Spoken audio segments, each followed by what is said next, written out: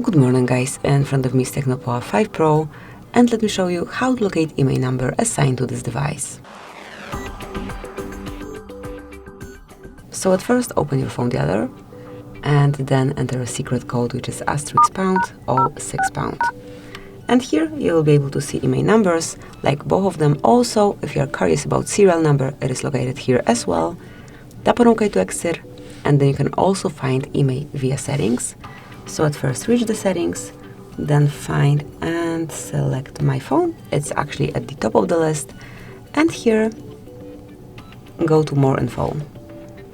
Select phone information, and here you can read IMEI. So this is it, that will be all. Thank you for watching.